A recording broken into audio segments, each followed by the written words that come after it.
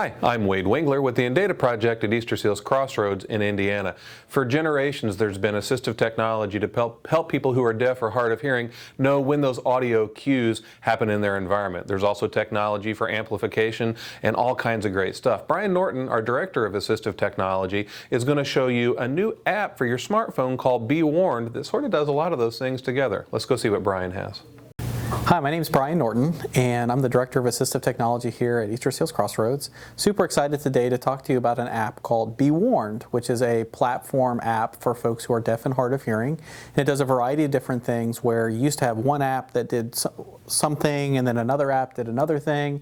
Well, now they've combined it all into one app, a lot of different options, and so let's take a look at them.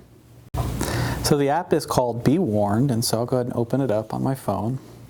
And there's actually 4 different sections of it, of the app. So it does 4 different things. The first screen that will come up is the sound monitor. And what it does is it listens for what they refer to as dangerous sounds. And so you can kind of set the sensitivity of the microphone on your phone by adjusting it up or down. And then your phone will just start to listen to your environment. And if it ever hears something like a loud crash or a bang, maybe a baby crying, it will alert you with a flashing alert. So I think it accesses your LED light and will start flashing that to let you know that there was a loud sound and to go back and try to figure out what that is. So that's the first area, sound monitor. The next one is a way to connect with other folks. There's a couple of different ways that it does this. The first is you can dialogue back and forth with folks. So if I want to start a new dialogue, it allows me and another person to be able to communicate back and forth by the other person just allowing them to speak what they want to say. Hello, how are you doing today? And you'll see that message pops up in the middle there. And then I'm able to come down in here and type my message back. And I'll type in I'm space okay space and I'll say return. And send. And so then I've now communicated back and forth and allows us to be able to carry on a communication in that regard. I'm going to go ahead and get back out of the keyboard.